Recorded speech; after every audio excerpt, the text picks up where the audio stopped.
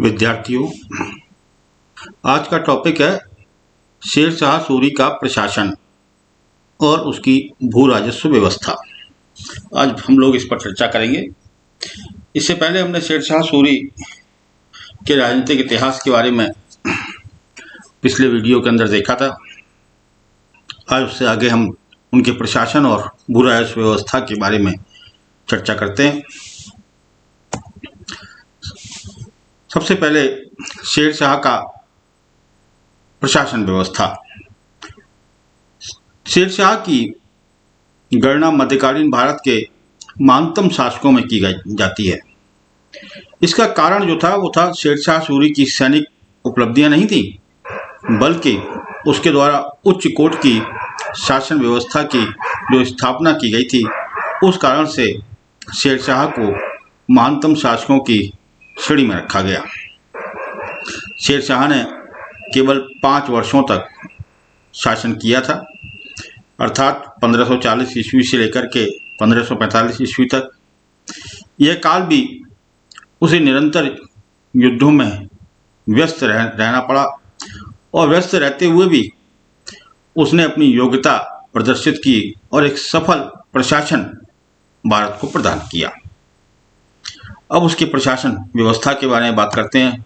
सबसे पहले केंद्रीय प्रशासन कैसा था, उनका केंद्रीय शासन व्यवस्था क्या थी। उसके बाद बात करेंगे प्रांतीय शासन के बारे में। शेर शाह सूरी ने जिस प्रशासनिक व्यवस्था की स्थापना की थी, उसमें संपूर्ण शक्ति राजा में ही निहित थी। अर्थात राजा जो था वो सर्वशक्तिमान था।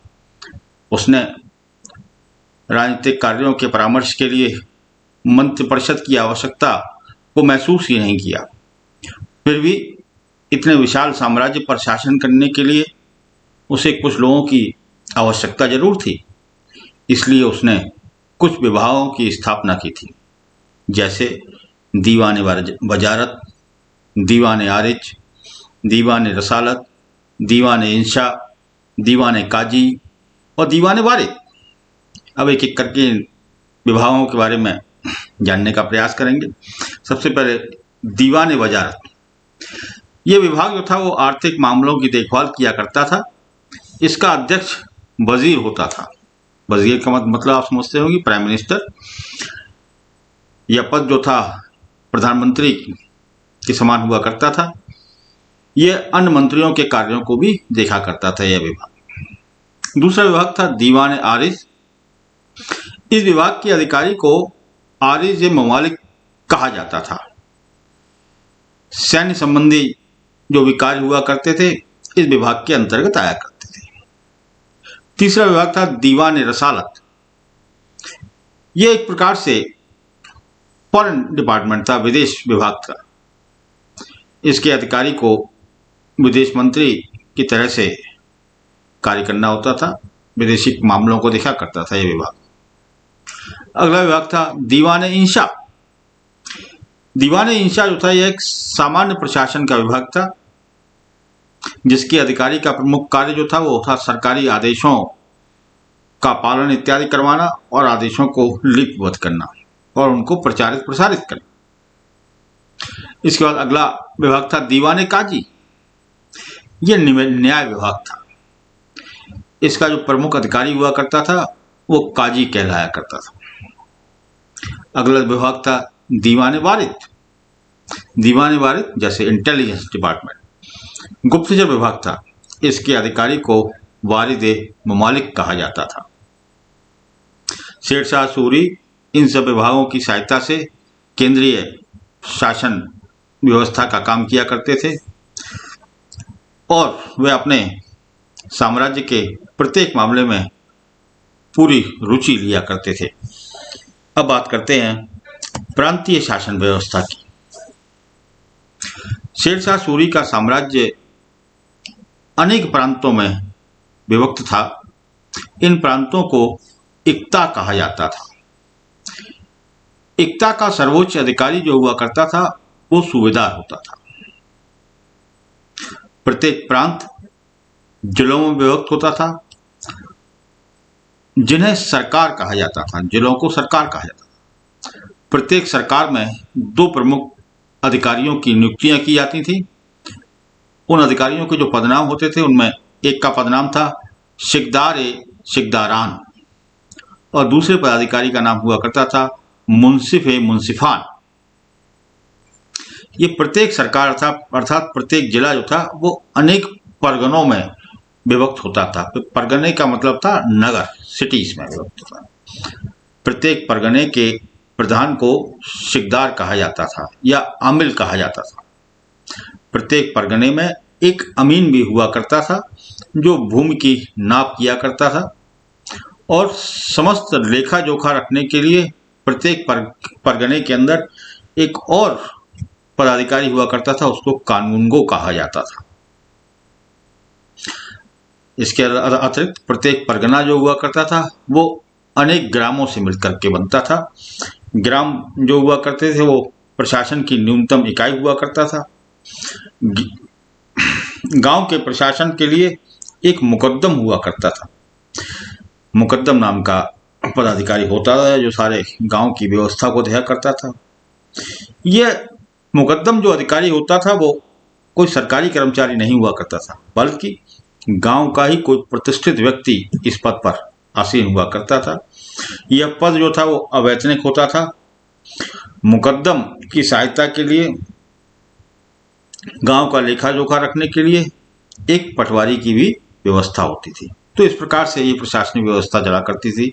प्रांत, प्रांत के बाद सरकार, सरकार के बाद परगने, परगने के बाद ग्राम। तो इस प्रकार से बहुत सुव्यवस्थित तरीके से केंद्रीय प्रशासन और प्रांतीय प्रशासन की व्यवस्था सूर डायनेस्टी के अंतर्गत की गई थी।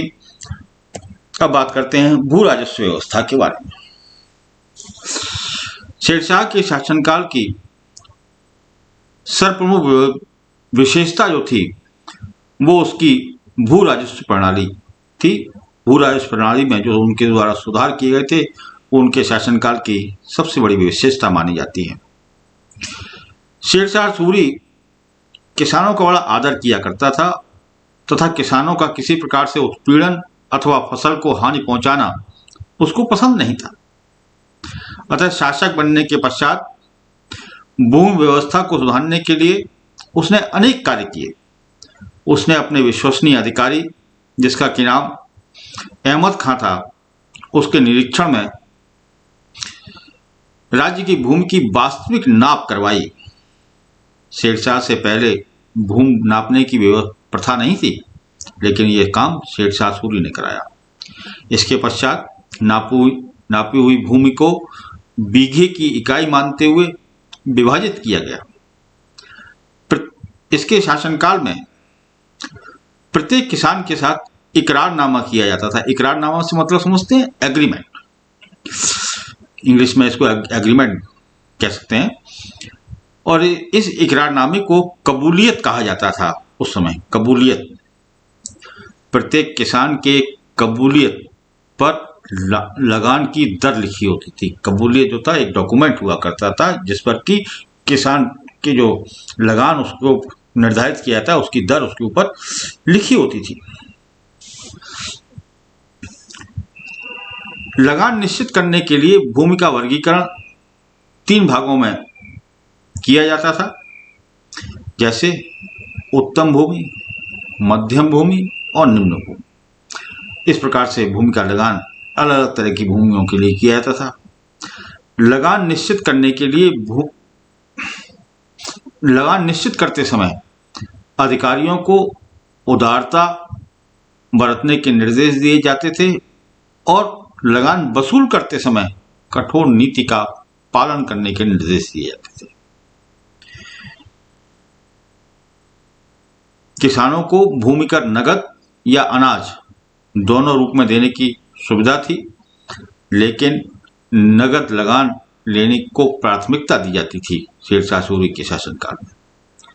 शेरशाह के भू राजस्व प्रबंध में जमींदारों का कोई स्थान नहीं था, क्योंकि उसने प्रत्येक किसान के साथ सीधा संबंध स्थापित किया था।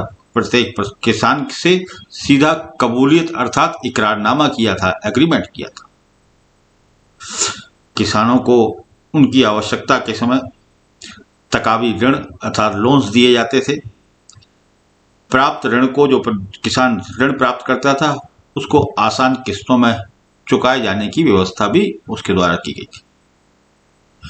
यदि किसी कारण से फसल नष्ट होती है, जैसे युद्ध वगैरह के समय पर सेना की आवाजाही होती है, युद्ध की वजह से फसल नष्ट होती है, किसी आपदा के कारण होती है, तो उसकी क्षतिपूर्ति जो थी वो सरकार के द्वारा की जाती थी। शेरशाह ने प्रत्येक जिले में सिकदार या सिकदारान तथा मुंसिफ नियुक्त किए हुए थे, जिनका कार्य यह था कि किसी भी किसान का उत्पीड़न ना हो पाए, लगान वसूल करने वाला अधिकारी उनको तंग ना कर पाए। लगान वसूल करने वाले जो अधिकारी हुआ करते थे उनके भ्रष्टाचार को रोकने के लिए उनके स्थानांतरण किए जाते थे जल्दी से जल्दी। निसंदेह शेरशाह ने किसानों की भलाई का अपने शासनकाल में पूरा ध्यान रखा और एक सुव्यवस्थित भू राजस्व व्यवस्था उसने कायम की। अब बात करते हैं शेरशाह सूरी की न्याय व्यवस्था के बारे में। न्याय के मामले में बड़ा फेमस रहे शेरशाह सूरी। न्याय का पुजारी माना जाता है।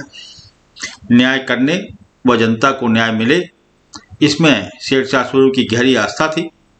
न्याय के सिंहासन पर बैठने के उपरांत शेरशाह के लिए गरीब अमीर, ऊंच नीच, मित्र दुश्मन सब एक बराबर हुआ करते थे।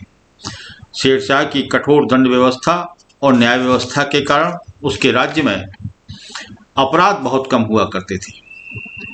न्याय व्यवस्था का सर्वोच्च अधिकारी वह स्वयं हुआ करता था।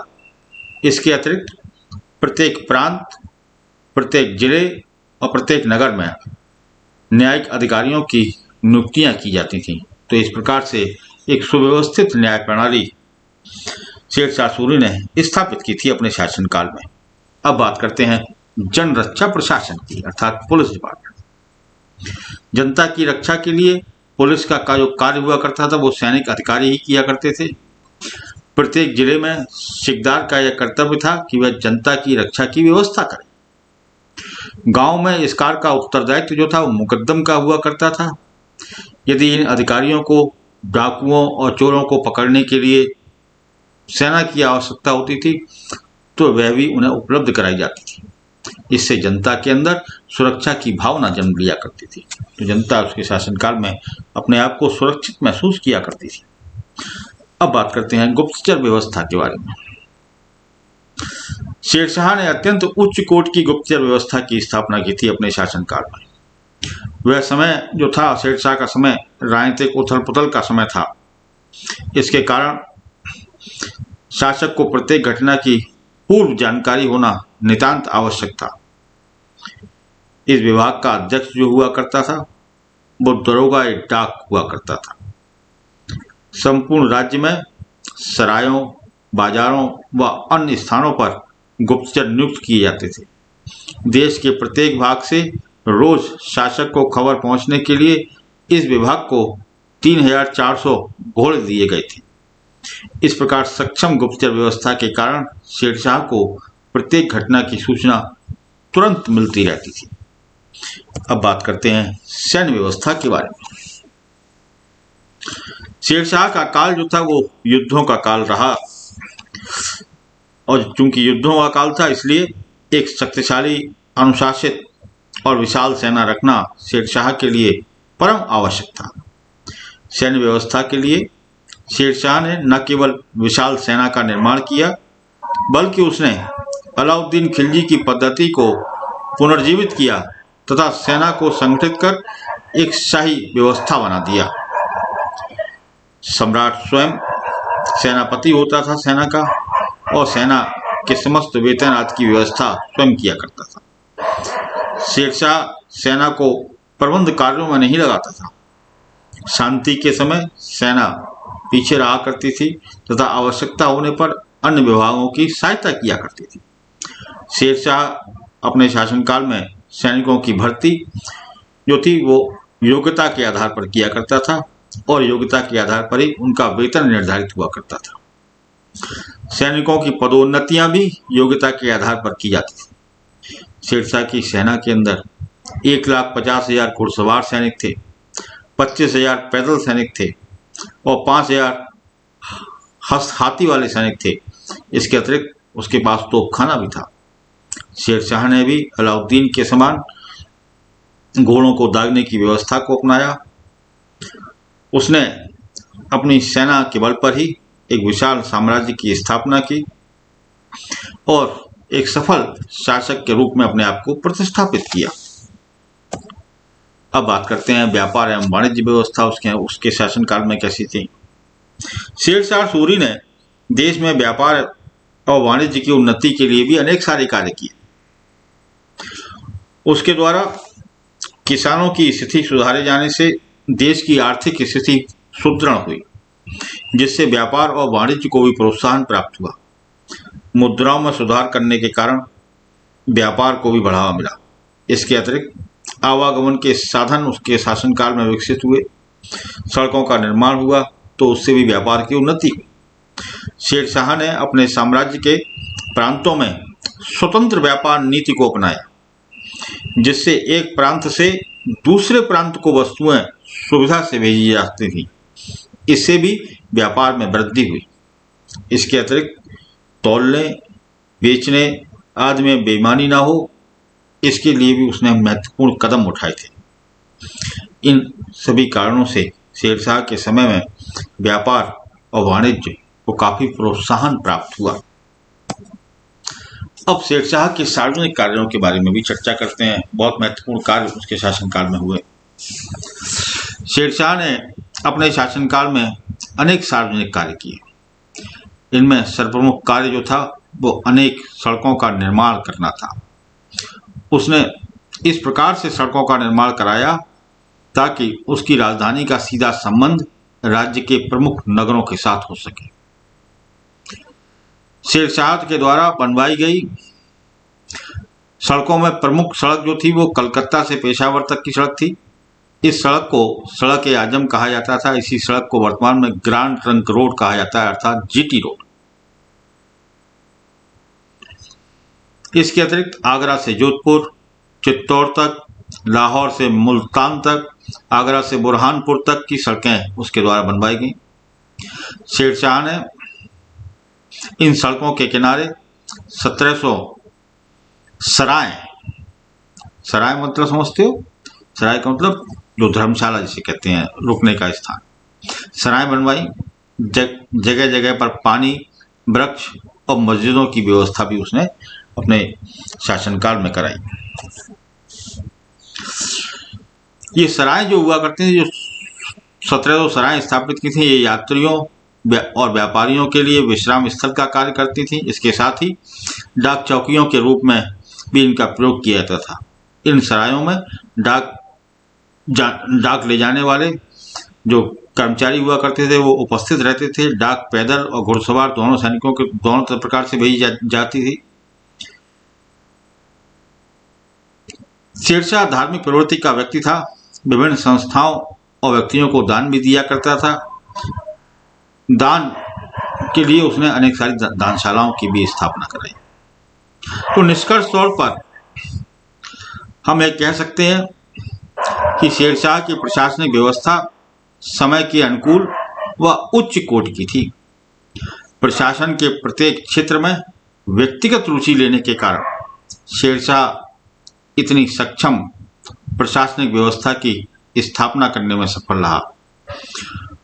उसने इस प्रकार की प्रशासनिक व्यवस्था की स्थापना की जिससे उसकी जनता का भला हो सके, वह साम्राज्य आर्थिक रूप से संपन्न हो सके।